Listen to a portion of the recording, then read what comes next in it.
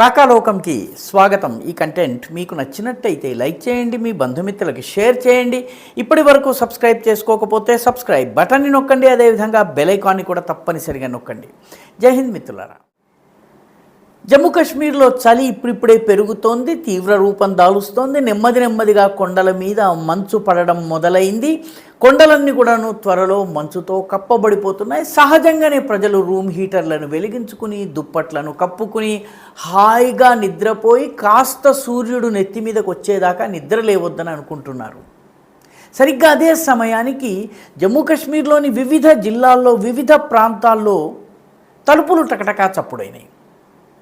ఎవరో ఏమిటో అని చెప్పి తలుపులు తీసి చూసేసరికి భద్రతా దళాలు, సిఆర్పిఎఫ్కి చెందిన భద్రతా దళాలు, స్పెషల్ ఆపరేషన్ గ్రూప్స్కి చెందిన భద్రతా దళాలు, అదేవిధంగా జమ్మూ కాశ్మీర్ పోలీస్కి చెందినటువంటి వాళ్ళు, ఇండియన్ ఆర్మీకి సంబంధించినటువంటి జవాన్లు ఇంటిని చుట్టుముట్టారు.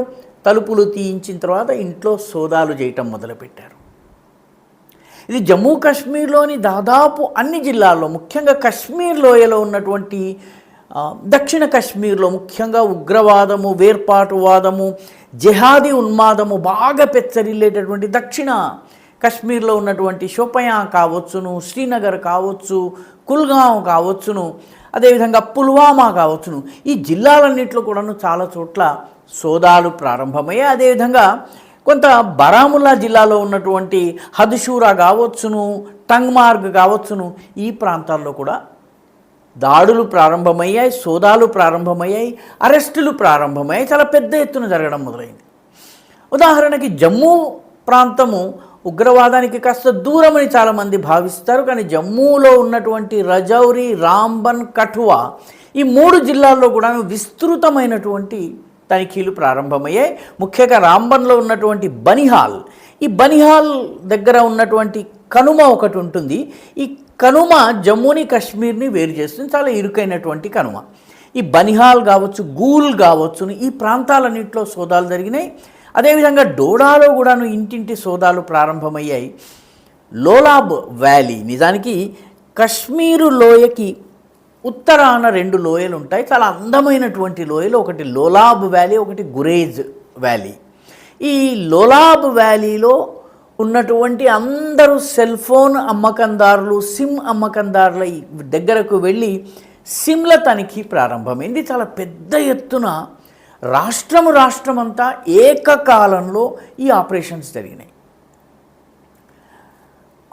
శ్రీనగర్లో ఉన్నటువంటి షేరే కాశ్మీర్ మెడికల్ ఇన్స్టిట్యూట్లో ఒక గతంలో డాక్టర్గా పనిచేసి వెళ్ళినటువంటి ఒక ఆయన ఉన్నాడు. ఆయన పేరు మహమ్మద్ అష్రఫ్ భట్, క్షమించాలి, ఆయన పేరు మహమ్మద్ అదీల్ అహ్మద్ రాదర్. ఈయన డాక్టర్ గారు. ఈ డాక్టర్ గారికి సంబంధించినటువంటి లాకర్ని ఓపెన్ చేస్తే అందులో AK-47 బయటపడింది. ఆయన ప్రస్తుతం కాజీగుండ్లో ఉన్నాడు. ఆయన్ని అరెస్ట్ చేశారు, AK-47ని స్వాధీనం చేసుకున్నారు. ఈ మొత్తము రైడ్స్ జరుగుతున్నటువంటి పద్ధతి చూస్తే అయితే ఉగ్రవాద మద్దతుదారులు ఉగ్రవాదానికి బయట ఉంటూ ప్రభుత్వ ఉద్యోగాల్లో, వ్యాపారాల్లో, వాణిజ్యాల్లో ఉంటూ ఉగ్రవాదానికి సహకరించేటటువంటి ఓవర్ గ్రౌండ్ వర్కర్స్, మన దగ్గర కూడా నక్సల్స్కి ఓవర్ గ్రౌండ్ వర్కర్స్గా పనిచేసే మానవ హక్కుల పేరిట ఉండేటటువంటి వాళ్ళు ఉంటారు కదా, అలాంటి పీపుల్, అలాంటి పర్సన్స్. అలాగే JKNOP అని ఒక కేటగిరీ ఉంది. Jammu Kashmir natives operating from Pakistan. అంటే వీళ్ళు ఉన్నది పాకిస్తాన్లో, పాకాక్రమిత జమ్మూ కాశ్మీర్లో ఉన్నారు, పాకిస్తాన్లో ఉన్నారు. అక్కడి నుంచి ఇక్కడ ఆపరేట్ చేస్తూ ఉగ్రవాదాన్ని పెంచే పని చేస్తారు. వీళ్ళని పోలీసులు JKNOP అంటారు. ఇలాంటి JKNOPలు కుటుంబాలు ఏవైతే ఉన్నాయో ఆ కుటుంబాల మీద కూడా పెద్ద ఎత్తున రైడ్స్ జరిగినాయి. దీనిలో చాలామందిని అరెస్ట్ చేశారు. ఉదాహరణకి పాకిస్తాన్లో ఉగ్రవాదిగా ఉంటున్నటువంటి ముష్తాక్ అహ్మద్ జర్గార్, ఈయన నౌహట్టా ప్రాంతానికి చెందినవాడు. ఖుర్షీద్ అహ్మద్ ఖాన్, ఈయన నూర్బాగ్కి చెందినటువంటి వాడు. బిలాల్ అహ్మద్ బేగ్, ఇతను అల్లోచి బాగ్ అనేటటువంటి ప్రాంతానికి చెందినవాడు. గులాం హసన్ ఖాన్ ఉన్నాడు, ఇతను గాందర్పూర్లోంచి 6 అరెస్ట్ చేశారు. వారిలో ఇతను ప్రముఖుడు ఖాలిక్ భట్. ఇతను గోలీపురా అనేటటువంటి ప్రాంతం నుంచి, గోటీపురా అనేటువంటి ప్రాంతం నుంచి ఇతన్ని అరెస్ట్ చేశారు. ముష్తాక్ లోన్ ఇతన్ని బస్తీ నాటీపురా అనే ప్రాంతం నుంచి అరెస్ట్ చేశారు. అదేవిధంగా మహమ్మద్ అష్రఫ్ భట్ ఇతన్ని బాగే మొహబ్బత్ అనేటటువంటి ప్లేస్ నుంచి అరెస్ట్ చేశారు. వీళ్ళందరినీ అరెస్ట్ చేసిన తరువాత ఇంకా కూడా అరెస్టులు కొనసాగుతున్నాయి. మనము మాట్లాడుకునే సమయానికి ఇంకా సోదాలు కొనసాగుతున్నాయి, ఇంటింటికి వెళ్తున్నారు. ఎందుకంటే ఈ సమయంలోనే ఇంత పెద్ద ఎత్తున రాష్ట్ర వ్యాప్తంగా ఇటు జమ్మూలోను అటు కశ్మీర్లోను ఈ రెండింటినీ జోడించేటటువంటి డోడా ఉధంపూర్ ప్రాంతము, దీన్ని పాకిస్తానీలు ఉగ్రవాదులు చినాబ్ వ్యాలీ అని పిలవడానికి ఇష్టపడతారు. ఈ చినాబ్ వ్యాలీ ప్రాంతంలో ఉన్నటువంటి డోడా ప్రాంతంలో కూడా ఇంటింటి సోదాలు జరుగుతున్నాయి. ఇవన్నీ ఈ సమయంలోనే ఎందుకు జరుగుతున్నాయి?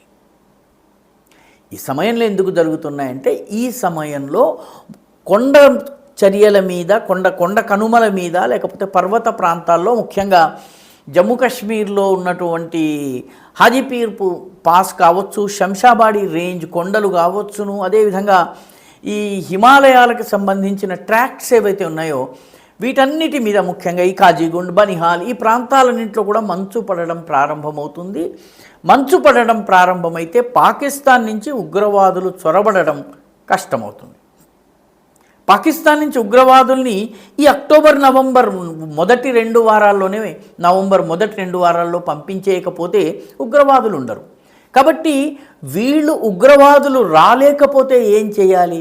సిమ్ముల ద్వారా సోషల్ మీడియాలో దుష్ప్రచారం చేయటము, లేకపోతే సోషల్ మీడియా యాప్స్ని ఉపయోగించుకోవడము, అదే సమయంలో ఈ రకరకాల ప్లేసెస్లో విధ్వంస కార్యకలాపాలు స్థానికంగా నిర్వహించేందుకు ఏర్పాట్లు చేయటము, ఇప్పటికే ఉన్నటువంటి ఉగ్రవాదులకు కావలసినటువంటి లాజిస్టికల్ సహాయ సహకారాలు, ఎక్కడికన్నా వెళ్ళాలన్నా, ఏదైనా ఆపరేషన్ చేయాలన్నా, ఏదైనా సమాచారం కావాలన్నా, ఇదంతా చేసేటటువంటి పని ఉగ్రవాదులు ఇప్పుడు చేస్తున్నారు. కాబట్టి ఈ టైంని ఎంపిక చేసి అటు ఉగ్రవాదుల చొరబాటును నిరోధిస్తూ, ఇటు జమ్మూ కాశ్మీర్లో ఉన్నటువంటి ఉగ్రవాద మద్దతుదారుల వ్యవస్థను పూర్తిగా నిర్మూలనం చేయటం, ఈ 2 పనుల కోసం దాడులు జరుగుతున్నాయి. సోషల్ మీడియా ద్వారా దుష్ప్రచారం జరగకుండా ఉండేందుకు సోషల్ మీడియాలో యాక్టివ్గా ఉన్నటువంటి వేర్పాటువాద శక్తుల యొక్క ఇళ్లలో మొబైల్ ఫోన్స్ కావచ్చు, ల్యాప్టాప్స్ కావచ్చు, డెస్క్టాప్స్ కావచ్చును, పెన్ డ్రైవ్స్ కావచ్చును, హార్డ్ డిస్కులు కావచ్చును, వీటి సోదా జరుగుతోంది, స్వాధీనం చేసుకుని పరిశీలించడం జరుగుతోంది.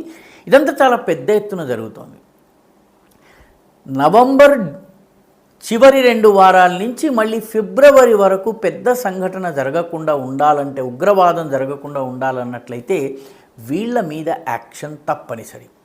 అంతేకాదు ఈ ఎలిమెంట్స్ అన్నీ కూడాను ఒకవేళ ఉగ్రవాదానికి పాల్పడకపోతే జమ్మూ కాశ్మీర్కి రాష్ట్ర హోదా ఇవ్వాలి అన్నటువంటి పేరిట లద్దాఖ్లో ఏ రకమైన ఉద్యమం జరిగి ఒక్క రోజులోనే హింసకి, భయంకరమైన హింసకి పాల్పడ్డారో సరిగ్గా అదే రకమైన పరిస్థితిని శ్రీనగర్లోనో లేకపోతే బారాముల్లాలోనో చేసేందుకు ఒక ప్రయత్నం జరుగుతున్నదన్నటువంటి సమాచారం ప్రభుత్వం దగ్గర ఉన్న కారణంగా ఈ తరహా జెన్జీ ప్రొటెస్ట్ లాంటివి జరగకుండా లద్దాఖ్లో జరిగినాయి.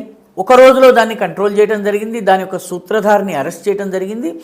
అలాంటిది జమ్మూలో రిపీట్ కాకుండా ఉండేందుకు ఏకకాలంలో రాష్ట్ర వ్యాప్తంగా సోదాలు జరుగుతున్నాయి, రైడ్స్ జరుగుతున్నాయి, అరెస్టులు జరుగుతున్నాయి. అదేవిధంగా సోషల్ మీడియాకి సంబంధించినటువంటి అన్ని రకాల వీటిని మానిటర్ చేయటం జరుగుతోంది. భారీ ఎత్తున ఓవర్గ్రౌండ్ నెట్వర్క్ని, అదేవిధంగా JK natives operating from Pakistan, JKNOP వీళ్ళందరినీ పట్టుకుని వీళ్ళకు సంబంధించిన నెట్వర్క్స్ని ధ్వంసం చేసేటటువంటి పెద్ద పని ప్రస్తుతం జమ్మూ కాశ్మీర్లో జరుగుతోంది. ఈ వీడియో మీకు నచ్చినట్టయితే లైక్ చేయండి, షేర్ చేయండి, ఈ ఛానల్కు సబ్స్క్రైబ్ చేయండి. మీ అభిప్రాయాన్ని కమెంట్ల రూపంలో తప్పనిసరిగా పంపించండి.